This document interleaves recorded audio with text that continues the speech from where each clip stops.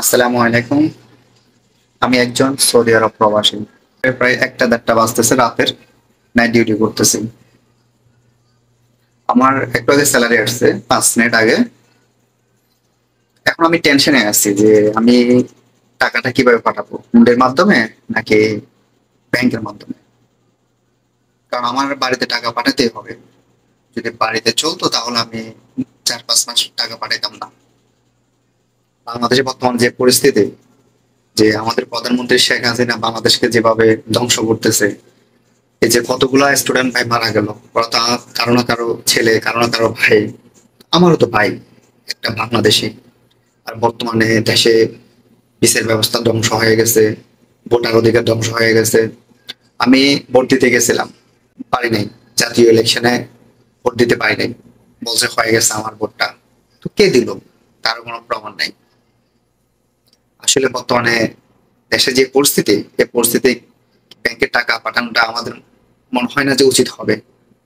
এটা আমরা বেমানি হবে মনে হচ্ছে।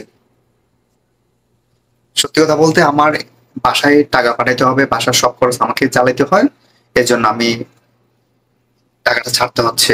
কিন্তু কিভাবে ছাড়বো এখন আমি টেনশনে আছি। হুন্ডির মাধ্যমে কতটুকু নিরাপদ? তারপরে আমি মনে করি নিরাপদ হোক আর না হোক, হুন্ডির মাধ্যমে পাঠাই।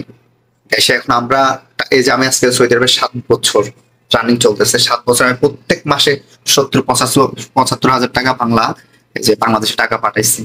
কিন্তু এই টাকাগুলো যে পাঠাইছি বাংলাদেশে কি এই যে রেমিটেন্স পাই নাই বাংলাদেশ সরকারে? রেমিটেন্স পাই অস্ত্র কিনতেছে কিনা, আমার ভাই বোনদেরকে হত্যা করতেছে। দেশে এই ধরনের পরিস্থিতি হইলে কিভাবে আমরা প্রবাসীরা ভালো থাকি? আমরা তো চাই আমাদের দেশটা সুন্দর চলুক, আমাদের সরকারটা সুন্দর চলুক। আমাদের জন্য কি করতেছে? আমরা প্রবাসীরা এত কষ্ট করতেছি রাত দিন 24টা ঘন্টা। এই যে আমি এখন ভিডিও করতেছি এই যে ফার্মাসির ভিতরে, কিন্তু আহ, এখন একটু কাস্টমার কম। এই জন্যই সন্ধ্যা থেকেই আমার নাইট ডিউটি, সন্ধ্যা থেকে প্রচুর কাস্টমার ছিল। এই যে মাল আসছে এক গাড়ি, সবগুলো তারটিব করতে হয়েছে। এখন যাই ভিডিও বানাইতেছি, তাও সর্বোচ্চ 10-15 মিনিট পরে আর মানে মোবাইল টাচ করতে পারবো না, কাজ করতে হবে। তো এই হলো পরিস্থিতি। আর আমাদেরকে এমন ভাবে নির্যাতন করে জানেন? এই যে বাংলাদেশ সরকারে পাসপোর্ট যদি রিনিউ করতে দিই, সেখানেও আমাদের জন্য লেট, সেখানেও আমাদের অনেক ভোগান্তি আসে। 2023 সালে এই যে ভোট দেওয়ার জন্য বাংলাদেশে গিয়েছিলাম, তখন আমি বাংলাদেশে এয়ারলাইন্সের টিকিট কাটি, নিজের গুলা নিজে কাটি। আমাদের যেভাবে কষ্ট দিছে, যেভাবে বেজ্জতি করছে বলা বাইরে। আমি শেখ মুজিবের পুত্র, শেখ মুজিবকে মনে প্রাণে ভালোবাসি। শেখ হাসিনাকে একসময় ভালোবাসতাম, কিন্তু শেখ হাসিনাকে আমি ঘৃণা করি আমি। তাহলে এই যে শেখ মুজিবের ভালোবাসা সব সময় থাকবে, আজীবন থাকবে। আমরা কেন, আমাদের প্রজন্ম আসলে, তার চেয়ে প্রজন্ম আসলে সবাই স্মরণ করবে শেখ মুজিবকে। কিন্তু আপনারা যে হাসিনা যেগুলো শুরু করছে, এগুলা কি স্মরণ করার কথা? যখন বিমানে উঠছি, ওটার 5 মিনিট হয় নাই, শেখ মুজিবের বক্তব্য শুরু করতেছে। এই যে সবকিছু পদ্মা সেতু, বাংলাদেশের উন্নয়ন, শেখ হাসিনা এটা করতেছে, শেখ মুজিব ওইটা করতেছে। এভারেজে আমি আমি না, এরকম অনেকেই, আমার দেখা আমরা যে বগিতে ছিলাম ওই বগিতে অনেকেই বলতেছে যে আপনারা এটা বন্ধ করেন। কিন্তু ওই সময় যে কানে হেডফোন লাগানো হলো লাভ হবে না, মানে ওই সাউন্ডটা আসে। 6 ঘন্টা বিমানে চললাম আর কি, 6 ঘন্টার ভিতরে মনে হচ্ছে যে শেখ মুজিবের যে বক্তব্যগুলা মনে হয় 6 ঘন্টার ভিতরে 5 ঘন্টায় চলছে। এটা কে পছন্দ করবে? 6 ঘন্টার ভিতর হোক 10 বার, তাও তো ভালো। 5 মিনিট করে 10 বার, 50 মিনিট না, 6 ঘন্টায় শেখ মুজিবের, শেখ হাসিনার বক্তব্য শুনতে হবে। আর আমি কসম করে বলতেছি, আমি যখন দেশে যাইতেছি, আমার এই যে রুম স্প্রে ছিল, ডেটল রুম স্প্রে, সবগুলো বাংলাদেশ এয়ারলাইন্সে বাংলাদেশ ওইখানে রেখে দিয়েছে ঢাকাতে কাইটা। আমি কি করবো? কিছুই করার নাই। তো যাই হোক, শুধু আমি না, যারা প্রবাসে আছেন আমার মতো অনেকে আছেন, সবার কাছে একটা রিকোয়েস্ট যে আপনার সিদ্ধান্ত আপনি নেবেন, আপনি কিভাবে টাকা ছাড়বেন সেটা আপনার এখতিয়ার।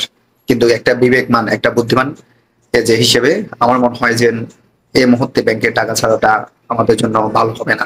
আমরা চাই না যে এই যে বাংলাদেশের এত আইন শৃঙ্খলা বাহিনী এত অন্যায় করতেছে, আমরা এটার পানিশমেন্ট চাই।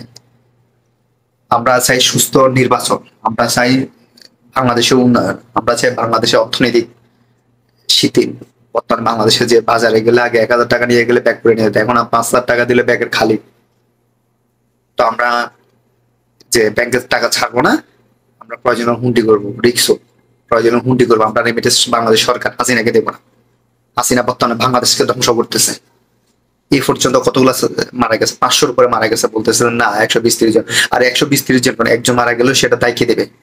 ও হায়াত নিয়ে আসে নাই, ওকে তোমার হাতে গুলি খাওয়ার জন্য আসছে? হ্যাঁ, ওর ফ্যামিলিকে তুমি চালাচ্ছ। যে একটা ফ্যামিলির দায়িত্ব কার? যেমন আমি আমার ফ্যামিলিতে, আমার দায়িত্ব পুরাটা আমার ফ্যামিলিতে, পুরা সবগুলো দায়িত্ব আমার। তাহলে আমার যদি কোনো ক্ষয়ক্ষতি হয় তাহলে আমার ফ্যামিলিটাকে কে দেখবে? কে দেখবে আমার ফ্যামিলিটাকে? সো সবাই বি কেয়ারফুল, যারা প্রবাসী আছেন সবাই সাবধানতার সাথে অবলম্বন করেন। আমরা আওয়ামী লীগ, বিএনপি কোনো রাজনৈতিক দল আমরা পছন্দ না। আমরা বাংলাদেশের নাগরিক, বাংলাদেশ শান্তি চাই। আমি সত্যি কথা বলতে আওয়ামী লীগকে সাপোর্ট করতাম, এখন যে মনে মানে কিনা